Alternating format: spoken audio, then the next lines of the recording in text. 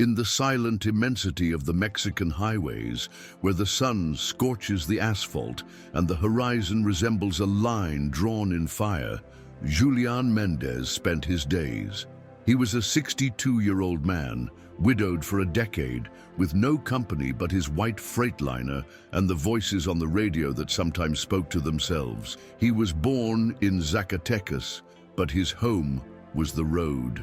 After the death of Leticia, his wife, and the distance from his only son, Julián faded away. He didn't drink, he didn't pray, he didn't cry. He just drove. He slept in forgotten rest stops, ate at diners, and avoided important dates. He had learned to live without waiting. But that afternoon, while refueling at a lonely station near San Luis Potosí, a man approached him with an offer as strange as it was direct. "Could you drive this coffin to Coatzacoalcos? Don't ask, just drive." Julián looked at him in silence. The coffin was made of dark wood, with no plaques or decorations, just a white flower taped to the lid. Against all common sense, she agreed. The man disappeared as quickly as he'd arrived. Julián looked around for cameras, witnesses, some explanation, but there was no one. With the help of a hydraulic jack, he lifted the coffin onto the trailer bed and tied it down tightly. He didn't know why he'd agreed, perhaps because of the silence in the stranger's eyes or the strange peace the task brought him.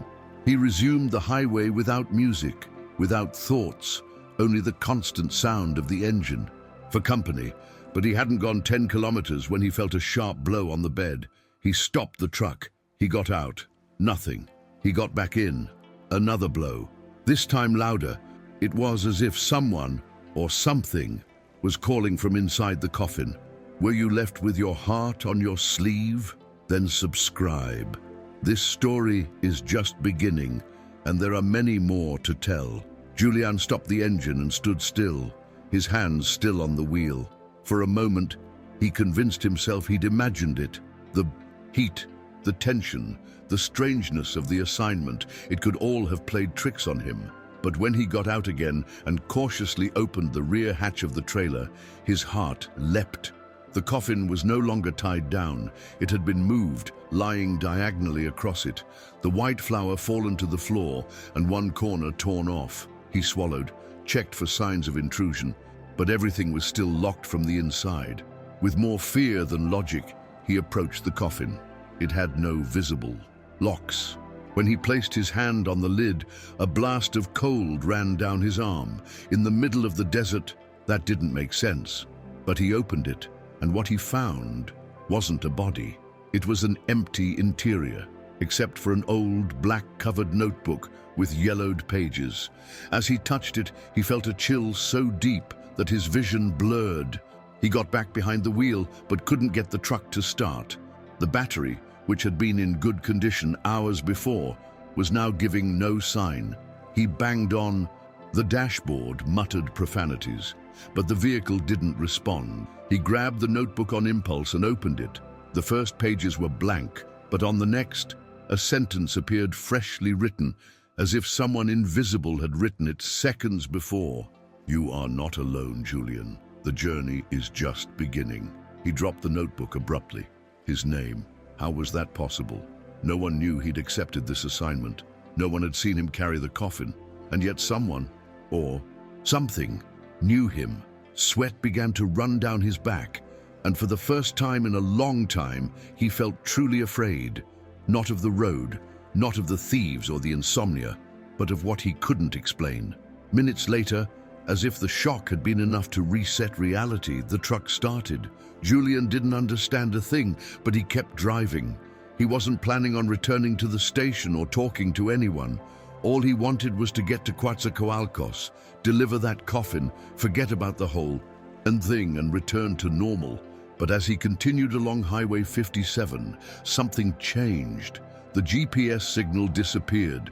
The road signs began to fail as if they were rotating autonomously. And most disturbing, the radio, which he hadn't turned on, began to play a tune he hadn't heard since Letitia's wake. An old trio song they used to dance to in their youth. A lump formed in his throat. He turned off the radio. Silence returned, But the song started playing again, now from the rear speakers of the trailer, as if the coffin itself were reminding him of what he had lost. Hours passed, or so he thought. There was no more sun, no sign, no certainty of the direction. On the horizon, a small town appeared out of the mist. He didn't remember seeing it on his usual routes, but he decided to stop. The entrance was marked by a rusty iron arch that read, "Welcome to San Elias." The place seemed frozen in time. Adobe houses, gas lamps, absolute silence. As he parked the trailer, he noticed something even more disconcerting. The people walking the streets, few silent with expressionless faces, cast no shadows. They floated, oblivious to his presence. Julián got out, looking for help or information, but no one looked at him, until a girl, dressed in white and holding a flower, the same white flower as the coffin, stopped in front of him and said in a soft voice, "Thank you for coming. He was waiting for you." Julián bent down to be at the girl's level. Her face was pale, almost translucent, and her eyes were the saddest he'd ever seen. He tried to ask her who was waiting for him, but she'd already turned around and was walking down the street, leaving a faint scent of incense in the air. He followed her, as if hypnotized. He led him to a small church, made of old wood and a crooked bell tower. The door opened by itself. Inside, the place was covered with lit candles, and in the pews, sitting in complete silence, were people dressed in period costume. Men with antique hats, women in long dresses, a few children with toys from another era. They all looked at the altar, where a coffin identical to the one he was carrying lay open, and inside, lifeless but at peace, was an old man Julián had never seen before, but whose face he recognized. It was the same one that appeared in the photos in the black notebook, only older, more serene, almost grateful. The atmosphere was dense, but not hostile. Julián felt he shouldn't speak, just watch. The girl appeared at his side again, and this time took his hand. "He was my grandfather. He never got to say goodbye. He died in a train accident, but you brought him back. You helped him come back." Before he could respond, the candles began to go out one by one, as if an invisible breeze were sweeping through the place. The girl smiled, hugged him tightly, and as she separated from him, her body vanished in a shower of tiny lights. The rest of the people did the same, as if they were stardust returning to their origin. In less than a minute, the church was empty. The coffin, too. Julián staggered out, his heart racing and his vision blurry. He returned to the truck, which was waiting for him as if nothing had happened. And on the passenger seat, he found a new page written in the notebook. "A soul has returned. Many are still missing. Trust." Julián didn't know if he was going crazy, or if the whole world had suddenly decided to become unreal. But something inside him, a mixture of intuition and resignation, told him to keep driving. He started the engine and headed back down the road, though this time he didn't try to understand the route. The signs didn't match any map. The town name seemed made up, and yet the trailer kept moving, as if it knew where to go. During the drive, the black notebook remained open on the seat, and new phrases appeared as he drove. The next stop will be where the violin never stopped playing. That troubled him deeply. His father had been a musician, and that phrase awakened memories he thought were buried, drunken nights, violence, screams that ended in tears. But a specific melody also came to mind, one his father played when he was sober, when he still hugged him. Hours later, or perhaps minutes because time had ceased to have meaning, Julián arrived at a mountainous spot where a sign read, "Museum of Oblivion." It was a building of worm-eaten wood with a large rusty gate and a bell hanging from the roof, moved by a wind that couldn't be felt. He parked the trailer and approached the place cautiously. Upon entering, he found a dusty room filled with carefully arranged antique objects, nameless portraits, children's shoes, half-burned letters, violins hung in rows like silent trophies. The silence was absolute, but suddenly one of the violins began to emit a faint sound, a sustained note that vibrated in the air. Then another, and another, until it formed a melody Julián knew. It was that one, the one from his childhood, the one his father played on. His few good days. He felt a lump in his throat and his eyes filled with tears, not from nostalgia, but because, for the first time, that song didn't hurt. He made his way through the museum's halls, guided by the music that seemed to emanate from the air itself. In a display case at the back, he saw something that made him stop in his tracks, a black and white photo framed with cracked glass, showing his young father hugging a woman he didn't recognize. But the most disturbing thing was that, behind them, was the same truck he was driving now. Same model, same license plate. He rubbed his eyes, thinking it was an absurd coincidence. But upon closer inspection, he noticed a date written in smudged ink, 1958, 20 years before he was born. Then the music stopped. The entire museum trembled slightly as if breathing, and a male voice, cracked by age, sounded behind him. "I never knew how to tell you I was sorry." Julián turned around, but no one was there. Only echo, dust, and a feeling of forgiveness floating in the air. He let the silence envelop him. He didn't need to see the ghost to know it was his father. When he returned to the trailer, the black notebook already had another entry written on it. "Unresolved ties also weigh heavily. You can let go of this one now." Julián closed the notebook with trembling hands and looked in the rearview mirror. The coffin was still there, but now covered with a multicolored patchwork blanket, like the ones his mother had, woven when he was a child. He didn't remember placing it there, but he wasn't surprised either. In that moment, he realized he wasn't carrying bodies. He was transporting stories, unfinished lives, old pains, detained souls. And for some reason beyond all logic, he was the one chosen to take them to their final destination, not as punishment, but as an act of redemption. He took a deep breath, wiped his tears with his sleeve, and started the truck again. He still didn't understand the purpose, but for the first time in years, he felt like he had one. The following hours blurred into a journey without coordinates. Julián drove through stretches that seemed like dreams, tunnels covered in roots, bridges suspended in the fog, abandoned stations with stopped clocks. Every time he tried to tune the radio, a female voice whispered lullabies to him in languages he didn't know. In the notebook, always at his side, he wrote new phrases. Sometimes, death just needs an ear willing to listen. That led him to a hamlet at the foot of a mountain, where an elderly woman dressed in black and sitting in front of a wooden house greeted him with a tired gesture. She didn't seem surprised to see the truck. "You finally arrived, son," she said without moving. Julián got out slowly. He didn't get to say goodbye. He's still waiting in the attic. Without asking questions, he followed her to the back of the house. In a cramped little room, he found a cane, a military cap, and a framed photograph of a young man with a lost gaze. When he touched the photo, a loud thud sounded inside the trailer. Julián ran outside and opened the hatch. The coffin, as on other occasions, had moved on its own. This time the lid was ajar. Peeking inside, he saw a sealed envelope and a silver chain with a ring dangling from it. The envelope was written, "To Amelia, sorry for not coming back." Without thinking, he handed it to the woman, who took it with trembling hands. She didn't cry, but her eyes moistened. "I waited for him for 70 years. I never knew if they killed him or if he forgot me. Now it doesn't matter. Thank you." He turned and went into the house. Julián felt a weight lifted from his chest. The notebook, as always, already had a new line. "Love that waits also needs rest." Without further ado, he returned to the road. He was no longer afraid. Not of the road, at least. The only thing he feared was not finishing what he had started.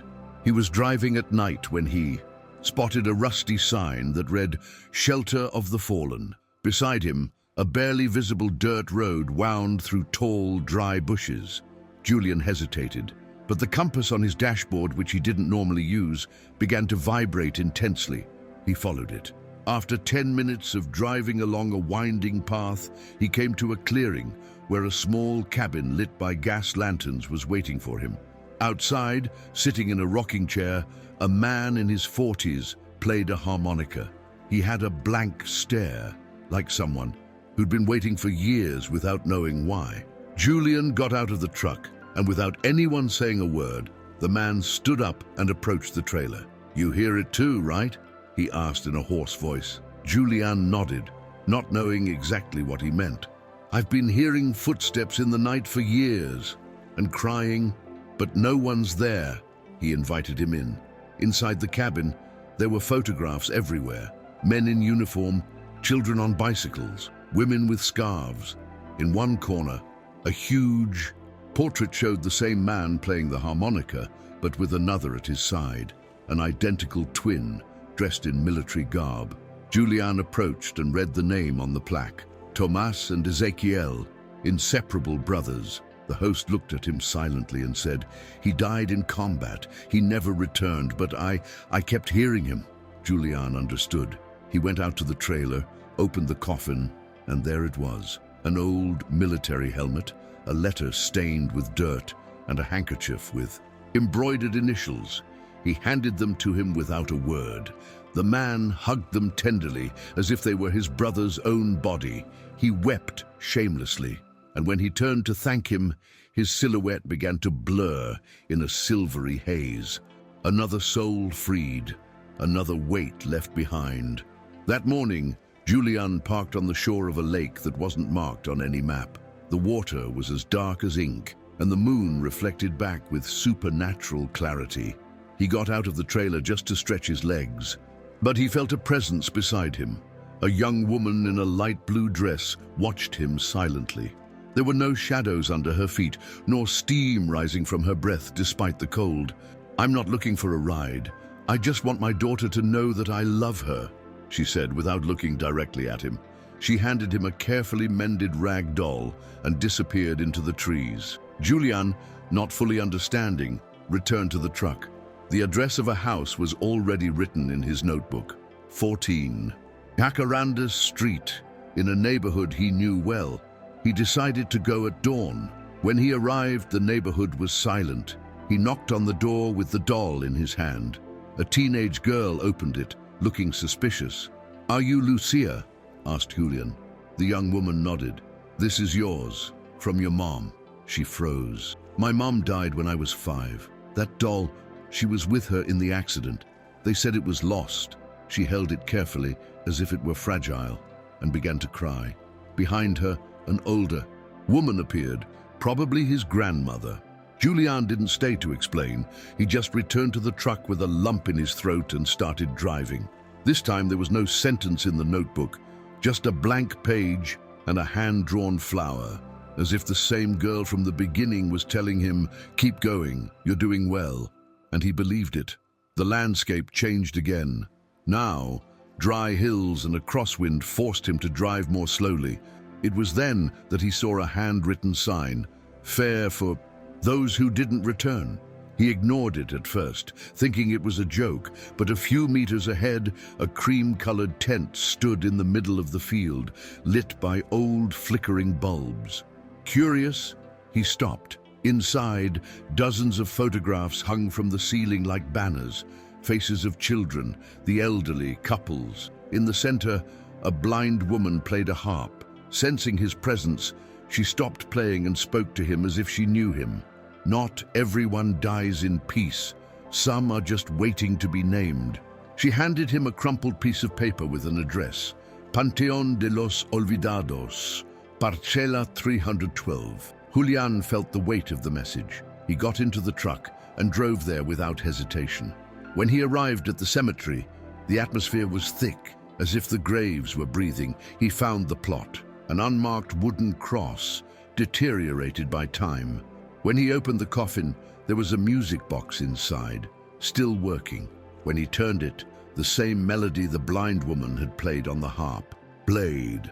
Julián dug with his hands and placed the box next to the cross. As he did so, he felt the air clear. The sky, which until then had been gray, opened slightly. and let in a ray of sunlight. When he turned around, the woman with the harp was there, standing without a cane, her eyes open, shining. "Thank you. I can see now." And she disappeared. Julián stood there for a few minutes trying to understand, but the notebook wrote again. "Sometimes remembering is also healing." He nodded silently and returned to the road. More than a driver, he felt like a bridge. On one of the most deserted roads he'd ever crossed, Julián came across a rusty sign that read, "Time stopped here." There were no houses, no trees, nothing around, just a dry field and an old iron swing hanging from a solitary structure. He jumped off instinctively, and as soon as his boots touched the ground, he heard a child's laugh. He turned around quickly. A boy, no more than 6 years old, was playing on the swing as if he didn't see him. He was laughing, singing something unintelligible, and seemed not to notice anyone else. As he got closer, Julián noticed that the swing wasn't moving with the wind, but with an energy of its own. "Are you alone?" he asked. The boy nodded, continuing to swing. "My dad was coming back, but he didn't know where he was." Julián felt the words pierce his chest. The notebook once again had something written on it. "Bring him back home." There was no address this time, just an old photograph at the bottom of the coffin, with the boy's face and a dedication in shaky handwriting. "To my son, with eternal love, forgive me." Julián took the boy to the truck, not knowing if he was doing it physically or on another level he didn't understand. He drove for hours, guided only by a deep intuition, until he reached an old gas station, almost in ruins, where a man was sleeping in a folding chair. His face was worn, his eyes closed, and he wore a chain on his wrist, identical to the boy's. Upon seeing the photo, the man broke down. "I never knew where he was. I searched for him for years." The boy got out of the truck, took his father's hand, and in an instant, they both disappeared. Julián stared into space, as if something in his own chest had also been rebuilt. Another story closed, another soul at peace. That night, Julián couldn't continue. He parked in the middle of nowhere, surrounded by scrubland and crickets chirping in unison. He lit a makeshift fire and sat on the edge of the trailer, holding his notebook. There were no new sentences, just a blank page and a period at the end, as if something were waiting for him, but with no instructions. He closed his eyes for a moment, and when he opened them, he saw Letitia, sitting across from him, identical to how he remembered her in her later years, hair tied back, light blue blouse, tired but sweet gaze. She said nothing. She just looked at him. Julián couldn't contain himself. "Am I dead?" he asked, his voice breaking. She shook her head. "You're healing." He approached her, tenderly caressed her face, and vanished like warm smoke. When he returned to the trailer, the coffin was still there, but lighter, almost as if it no longer carried any weight. The next morning, as he started the car, a new route appeared on the GPS. Even though he knew it was out of service, the destination was simply home. But not his home, but a place he couldn't quite place, even though the name sounded familiar. The miracle. He drove for hours, increasingly aware that the end of the journey was approaching. The notebook no longer wrote. It only glowed dimly, as if resting, and in his heart, Julián felt something important was waiting for him. As he entered the town, small with colorful houses and cobblestone streets, everyone looked at him as if they knew him. They waved, smiled, some even said, "It's about time." He parked the trailer in front of a white house with an overgrown garden and a rusty bicycle lying on the ground. He got out with slow steps. He didn't know exactly what he would find, but he did know he had to go in. The door was ajar. Julián gently pushed it open, and the smell of freshly baked bread enveloped him, mingled with something older, memory. Inside, a gray-haired woman was taking cookies out of the oven. Seeing him, she smiled without surprise. "You took a while, Julián." He frowned. "Have we met?" She nodded. "You were part of my life before you were born. Your grandfather promised to come back and couldn't, but you did it for him." She pointed to the black notebook, now lying open on the table. Each page showed a face, a date, and a phrase. They were the souls Julián had helped, one by one. The woman served him coffee, told him about ancient stories, about invisible pacts, about a chain of compassion that only a select few could complete. Julián didn't fully understand, but he didn't need to. What he felt was stronger than any explanation. As he left the house, the entire town waited for him in silence. Not with celebration, but with gratitude. People of different ages, some familiar, others impossible, gave him a subtle nod of recognition. Julián climbed into the trailer for the last time. The coffin was now locked, and on top of it, a golden envelope with his name handwritten on it. He opened it. Inside was an antique, wrought iron key and a note that read, "When you're ready, use it." He started the truck. He didn't know where to go, but the path opened up on its own. A highway lined with golden trees that didn't appear on any map. As he moved forward, he felt something inside him coming together, like pieces finally fitting together. He no longer carried burdens, no memories, no guilt, only purpose, and that was enough. The road led him to a natural viewpoint from where he could see an immense valley covered in a faint mist. He parked the trailer at the edge, got out with the key in his hand, and felt the air take on a different weight. A few meters away, there was a small stone hut with an old door. Without thinking twice, he inserted the key. The lock turned with a soft click, as if it had been waiting for him forever. When he opened the door, he found an empty room, except for a mirror on the back wall. It wasn't just any mirror, it reflected moments, not images. Julián saw himself hugging his son as a child, laughing with Leticia in the kitchen, driving with his father on a distant trip. Then he saw his tired face, years of isolation, guilt dragged away. And finally, he saw himself now, older, yes, but lighter, more himself. He left the room without looking back. He didn't need to. He closed the door, sat on a nearby rock, and watched the sunrise. The black notebook appeared beside him, closed. He picked it up and placed it on the dashboard of the trailer. It wouldn't open again. There was no need for it. At that moment, he heard footsteps approaching. He turned and saw a young man with a backpack over his shoulder, a kind face, a familiar gaze. It was his son, not as he remembered him, but as if he'd never left. "Dad, I'm coming for you." Julián stood up without saying anything. The hug was long, full of unlived years. There were no explanations. None were necessary. The son looked at the trailer and said, "Do you have much further to go?" Julián smiled tenderly. "No, I'm here." And he handed him the old key. It was the end of his journey, but the beginning of another for the one he loved most. After that encounter, Julián never drove again.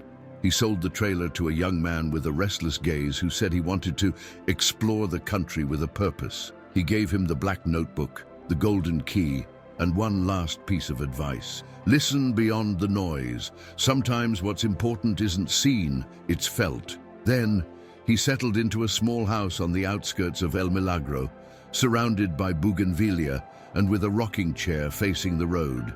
There, he spent his afternoons greeting passers-by, and without being asked, he told stories of invisible routes, of towns not on any map, and of people who said goodbye late, but with peace. Many listened to him in amazement. Some laughed, others cried silently, but everyone left differently. Because what Julián said weren't stories. They were real farewells, long-delayed commitments he had fulfilled. Over time, people began leaving letters in his mailbox, asking for help, answers, signs. And although he no longer drove, he took the time to read each one, reply with what he could, or simply send a prayer written in firm, honest handwriting. He said he didn't need to travel miles to be with someone. It was enough to be present, to not look away when pain knocked at the door. And so, the driver of souls became a beacon for those who still walked in the dark. One afternoon, a young woman stopped in front of his house, holding a small girl's hand. She knocked timidly on the door. Julián came out, drying his, hands on a rag. "Are you the man in the white truck?" she asked. He nodded. The woman handed him a wrinkled photo. It was his brother who had disappeared 10 years earlier. "They say you saw him," that you helped him." Julián didn't lie.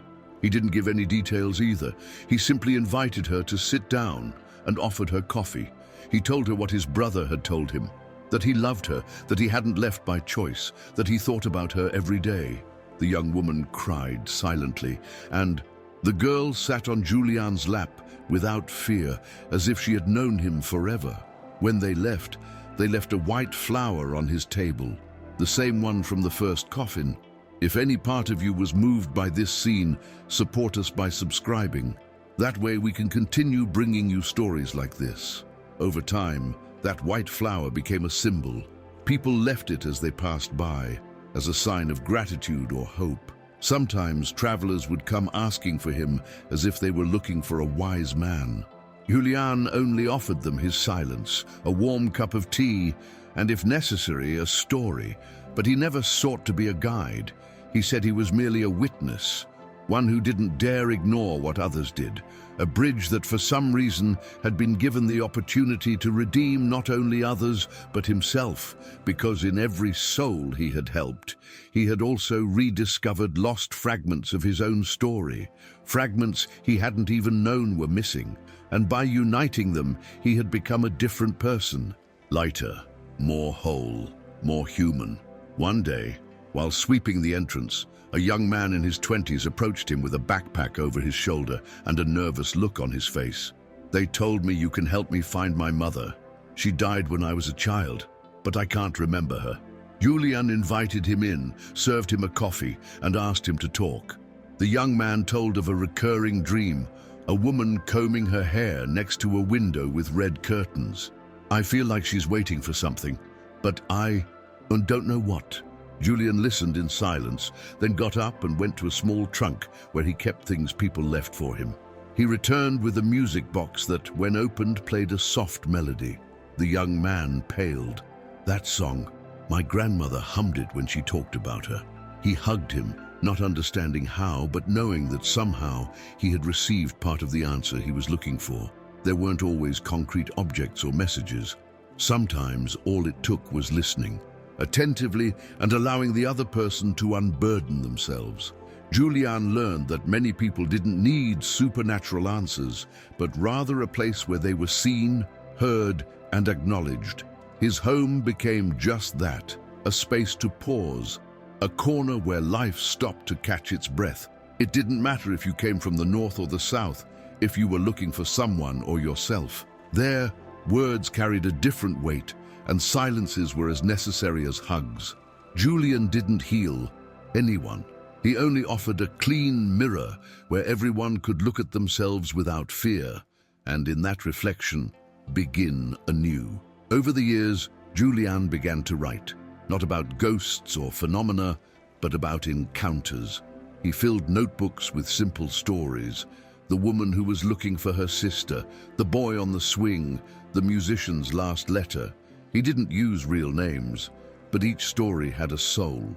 He signed them the Soul Driver and left them in the town's small community library. Soon, people began reading them, sharing them, leaving him new stories in sealed envelopes. Sometimes he woke up to find a box on his doorstep and a note. This, too, needs to reach its destination. Although he was no longer driving, he felt the work continued. Souls, after all, don't always travel on highways. Sometimes they travel in words, in gestures, in memories. One morning, he found a different envelope. It had no sender or message, just a sheet of paper with a handwritten question.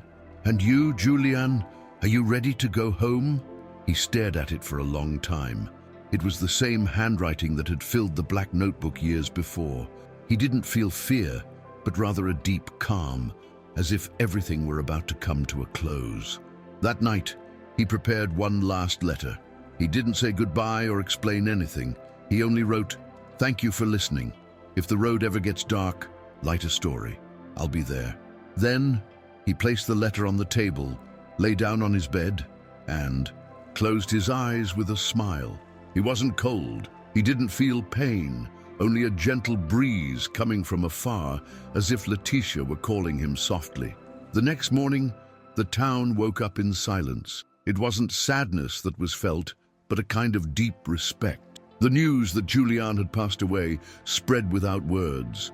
People began arriving at his house in small groups. They left white flowers at the entrance, lit candles, or simply sat for a moment in his rocking chair, as if waiting to hear one last story. No one cried desperately.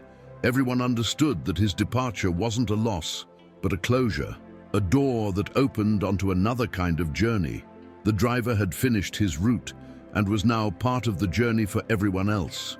His son was the last to arrive. He found the letter on the table and the black notebook beside it. He didn't open it immediately. He sat on the edge of the bed and looked around. Every object, every wall, breathed history. When he finally got the courage to read, he did so in silence, with discreet tears. Then he left the house, stopped in front of the white trailer parked under a jacaranda tree, and placed the golden key in his pocket. He didn't know what he would do with it yet, but something in his heart told him he shouldn't keep it forever. Julián hadn't asked him to continue his legacy. He had only shown him how, and perhaps one day someone else would need to be taken home. Weeks passed, and the town slowly returned to its routine.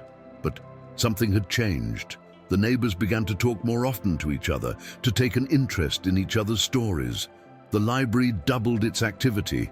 In the afternoons, young people sat under the trees to read aloud the stories Julián had left behind.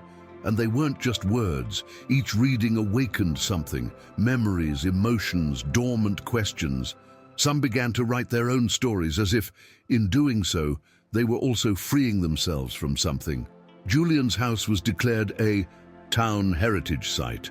No one lived there, but it was always open, a place of passage, a refuge for the soul. One rainy night, a strange woman arrived at the door, dripping with water. She carried a box under her arm, her eyes filled with an old pain. No one asked her name. They simply offered her a coffee and invited her to stay.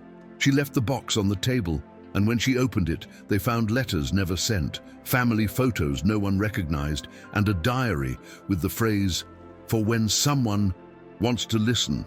That same night, in Julián's rocking chair, they began to read those pages. Between sobs and laughter, everyone understood that it didn't matter where the story came from. If it was told truthfully, it always found a home. Because that's what Julián had taught them: not to be afraid to look at the pain of others, not to ignore the voices that still need to be heard, and above all, not to close their eyes to the invisible. Over the years, Julián became a legend. For some, he was an anonymous saint. For others, a traveler between worlds. But for those who knew him, he was simply a good man who refused to give in to pain, who knew how to transform his loneliness into a bridge. The white flower, his symbol, began to appear painted on murals, sewn into travelers' backpacks, tattooed on young skin. It represented a promise, not to abandon those left behind, to listen without judgment, to accompany, even if only in silence. Thus, without planning it, Julián left behind a living network of people touched by his simplest gesture, being there.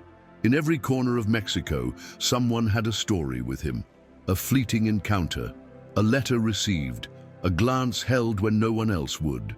Even truck drivers who had never met him began to carry white flowers on their dashboards or leave small objects forgotten along the roads, in case anyone needs them. Unwittingly, Julián had woven a web of compassion on wheels, an invisible but strong chain uniting strangers with a silent purpose to ensure no soul was left alone. And so the route that began as a strange favor at a random gas station became a living map of the purest human love, that which seeks no recognition, only continuity. One afternoon, many years later, a young driver named Emiliano found an old, abandoned gas station in the middle of the desert. He had a flat tire and was low on fuel. While checking the engine, he saw something that made him frown.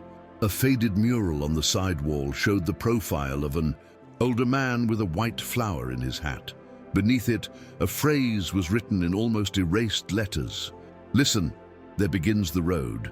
Inside the bathroom, he found a dusty, coverless notebook. He thought about leaving it, but something compelled him to open it. The first pages were blank, but on the last was a single line. If you carry something that isn't yours, return it carefully. You could be saving a soul. Emiliano felt a slight chill, and without knowing why, he stuffed the notebook into his backpack. That same night, as he resumed his journey, a silhouette on the road forced him to stop. It was an older man, standing, wearing a wide-brimmed hat and carrying a cane. He calmly signaled to him. Emiliano rolled down the window. "Are you going far?" he asked. The man smiled. "As far as you take me." He simply climbed into the truck. For miles, they didn't speak, but the silence didn't weigh heavily. There was a familiar energy about it, as if they shared a common destiny. Without needing explanation, when they reached a crossroads, the man asked to get out. He left a white flower and a folded piece of paper on the seat. Emiliano then opened it with trembling hands. It read, "Thank you for continuing the journey." And then he understood. Not all roads begin with a map. Some begin with a gesture, a listening ear, an invisible key. Julián wasn't finished. He had only turned the wheel. Are you feeling something reading this? Then maybe it's time to follow this. A channel. Your subscription keeps us on the right path. Emiliano didn't know what to do with that revelation. For days, he thought about returning the notebook, about leaving the flower on some altar, but something inside him had changed. He began to notice things he'd previously ignored. An old man lost at a station, a girl crying alone at a bus stop, a young man talking to himself while looking at an old photo. And instead of looking away, he stopped. He listened. He accompanied. Sometimes he offered a simple, "Are you okay?" and found it was more than enough. Other times, he left small objects at remote stops, as if he knew someone would find them. Without realizing it, he began recording what he'd experienced in a new notebook, writing not with ink, but with intention. Julián's story didn't die with him, because it was never his alone. It was a seed that germinated in every heart willing to carry the invisible. Thus, Emiliano became another bridge, not identical, not with the same signs, but with the same spirit. And as he drove along forgotten roads, with the wind hitting the windshield and the white flower on the dashboard, he understood the essential thing, that sometimes we are not the protagonists of a story, but the messengers. That courage lies not in having all the answers, but in not turning our backs on the mystery. Julián had taught him that without saying it, and Emiliano passed it on with every stop, with every shared silence, with every soul unknowingly touched. As time passed, more people began to talk about the soul conductors.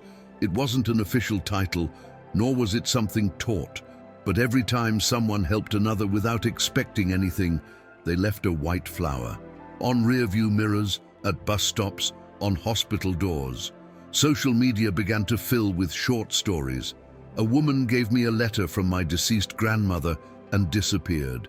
A young man caught up with me on the road and gave me hope just by listening. No one knew where these people came from, only that they appeared when they were most needed, and they always left the same sign, the flower. In schools, libraries and train stations, small spontaneous altars dedicated to Julián Méndez began to spring up.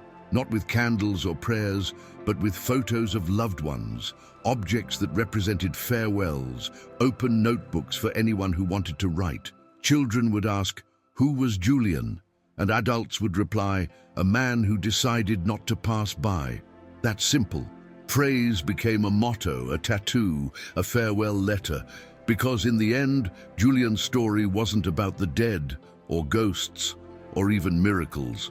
It was about presence, about staying, about looking at others with the intention of lightening their burden, even if only a little. In a world so hectic, he had chosen to stop, and because of that, his legacy continued to grow. And you? Would you stop for someone? If this story touched you, subscribe now. Don't miss out on the stories that make us more human. One early morning, a driver named Teresa was returning home after a long day of delivering. Her GPS was failing, and the road was becoming increasingly unfamiliar. Suddenly, she spotted a figure on the shoulder. A woman wearing a hat, serene eyes, and holding a cane. She stopped. Something told her she should. The woman got in without speaking. Teresa didn't ask. She just drove. After a few kilometers, the passenger pointed to an exit and said, "I'm getting off here." Before leaving, she handed her a white flower and a piece of paper torn from a notebook. Sometimes the relief is in offering your seat. Teresa sat parked for a long time, not fully understanding, but with a lighter heart. From that day on, she began carrying 2 thermoses of coffee, one for herself, one in case anyone needed it, and a white flower hanging from the mirror. Thus, silently, without uniforms or applause, a network of people formed who understood the power of a pause, of listening, of being present. Not all of them carried coffins or magic notebooks, but they all knew how to recognize the call. Julián, unknowingly, had planted in the collective soul the certainty that even the invisible can be guided, that every story deserves to reach its destination, and that as long as there is someone willing to open the door, to stop in the middle of the road to look a stranger in the eye, the journey continues. The network grew silently, like the whisper of a white flower falling onto the asphalt. On the anniversary of his passing, the people of El Milagro organized a special gathering, not a solemn ceremony, but a day of sharing stories. Every resident, from children to the elderly, contributed something: a letter, a song, an anecdote. A collective mural was created depicting the routes Julián traveled, connected by golden threads. And in the center, a delicately painted white flower. People came from other cities, some who had never met him, but were touched by his legacy. There was something magical in that air, as if Julián were still there, sitting in his rocking chair, listening to each story with a calm smile. That night, under a clear sky, one of the last texts Julián had written, found sometime later between the pages of a forgotten notebook, was read aloud. "I wasn't brave, I just stopped. And in that pause, I found many waiting to be seen. Thank you for not leaving me alone on the road." No one spoke for a few seconds. The silence was more eloquent than any. Applause. Then someone released a balloon with a white flower drawn on it, and as if on cue, the rest followed suit. Dozens of white balloons rose, illuminated by the town lights, crossing the sky like small, liberated souls. The driver was no longer there, but his route remained traced in every story, in every flower, in every transforming pause. Years later, at a university in Mexico City, a professor projected an image of a white flower onto the blackboard in class. She asked, "Who knows what this means?" A student raised her hand and replied, "It's the symbol of those who listen, of those who don't pass by." The entire class fell silent. The professor nodded. "Correct. And also of those who hand over what doesn't belong to them. Those who help bring closure to stories." Then she asked them to write a letter they'd never dared send. It didn't matter to whom. Parents, friends, people who were no longer with us. Just that it be honest. At the end of the day, a box was filled with papers, some stained with tears. No one knew what they would do with them, but everyone felt something had been set free. In another part of the country, in a rural hospital, a young nurse left a white flower in the pocket of an elderly woman who had just died. "In case someone comes looking for her on the other side," she said softly. She hadn't learned it from books or protocols. It was something she'd heard once, in a story told under a tree. In that same room, a veteran doctor, tired of so many goodbyes, found a loose sheet of paper in his locker. "You're helping more than you think. You're not alone." It wasn't signed, but he understood. He understood it the way those who have seen much do, but haven't stopped feeling. Julián, even without a body, continued to touch souls, not with miracles, with gestures, with memories passed like silent torches. At a truck stop near Monterrey, an old graffitied mural with the word "thank you" depicted a familiar silhouette. A man with his back turned, hat in hand, facing a road that disappeared into the horizon. No one knew who painted it, but everyone respected it. Every so often, someone would leave a white flower at the foot of the wall, sometimes a driver, other times a child, a woman with a tired look, a curious tourist. It was like an altar without an owner, but with meaning, a reminder that even though the vehicles keep rolling, there are those who drive with another intention, not for destiny, but for redemption. And with every curve, with every sudden stop, something invisible continues to be delivered. In the far south of the country, in a rural school, a teacher asked her students to write a story about someone who changed the world without fame or money. Almost all of them wrote about Julián. Some drew him with wings, others with a truck full of lights. One described him as the grandfather who listens without speaking. And in the end, they all agreed on the same thing, that there is no greater act of love than to accompany. That bearing witness to another's pain, without judging or running away, is a kind of silent heroism.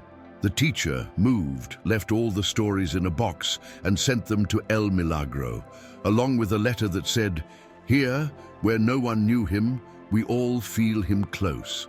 And so, without borders, Julián's legacy continued to be born in corners he never set foot in, but where his story was told as if he had lived there. In El Milagro, the years passed, but Julián's house never lost its soul. It became a museum, yes, but also a refuge. Every November 2nd, Day of the Dead, people would leave personal belongings on his table. A letter, a photo, a baby shoe, a train ticket. Small things, but with big stories. It was a spontaneous tradition, without speeches, without protocol, just a pure act of giving. Many said that by leaving something there, it lightened their hearts, that absences hurt less. That, upon crossing that door, one felt that someone was still waiting to listen, without interrupting.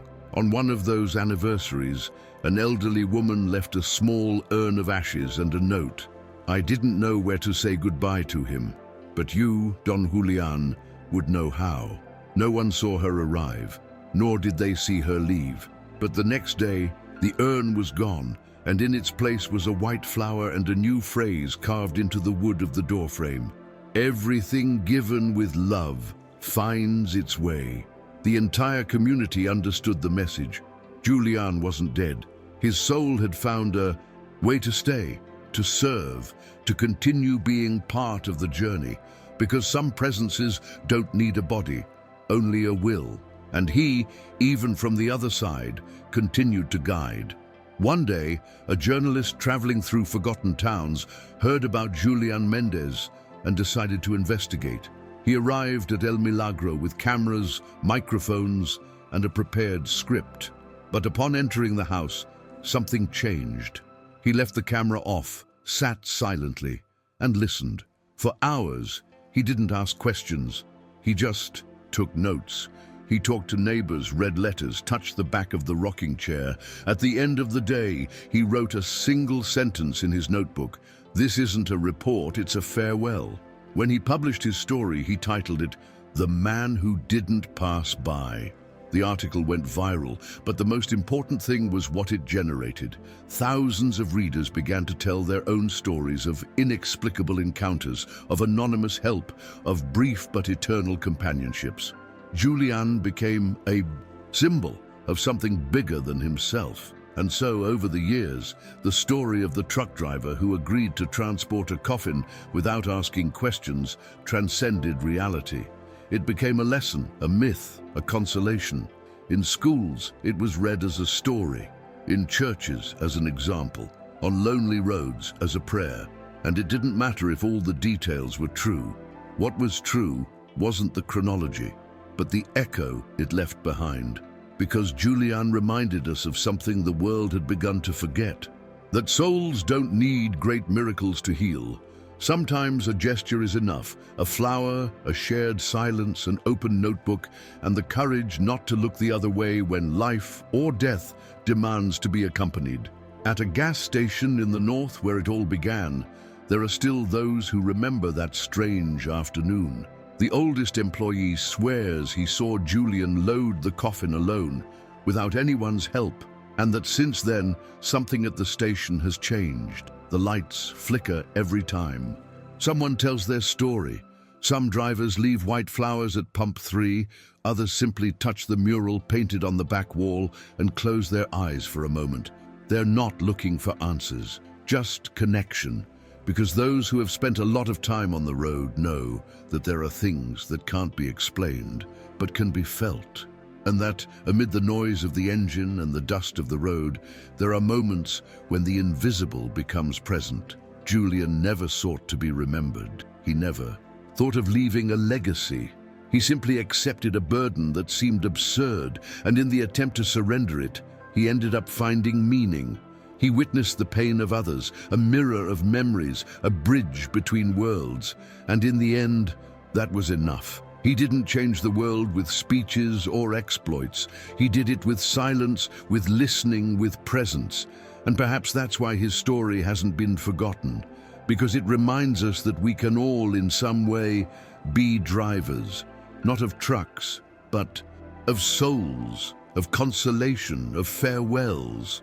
That sometimes the true journey isn't the one we take on the outside, but the one that transforms us on the inside. Somewhere in the country, under a cloudy sky, a boy draws a white truck with a flower on the dashboard. He doesn't know who Julián was, but his grandfather told him that someone once stopped his vehicle to help him get home. The drawing hangs on the refrigerator, among magnets from places they never visited. But his mother, seeing it, feels something in her chest, a strange sensation, as if an unfinished goodbye has found rest. Without fully understanding, she thanks her son. And that night, she dreams of an older man, wearing an old cap and a serene gaze, who smiles at her before climbing into a trailer that disappears into the mist. On another road, an ordinary driver stops for no apparent reason at an unmarked turnoff. He gets out, walks a few meters, and finds a woman sitting alone with a suitcase at her feet. She doesn't seem to be asking for help, but her eyes tell a different story. Wordlessly, he offers her his company. He doesn't know he's repeating a chain that began with an empty coffin and a black notebook. He just feels the need to do it. And in that simple gesture, the web lives on. A web woven by invisible hands, sustained by nameless and faceless acts of humanity. A web that Julián didn't plan, but that outlived him. Because in the end, the only thing that truly gives itself away in every story, on every journey, in every farewell, is oneself. And Julián, without seeking it, gave it all, not out of duty, not for redemption, but because when he saw the pain before him, he chose not to ignore it.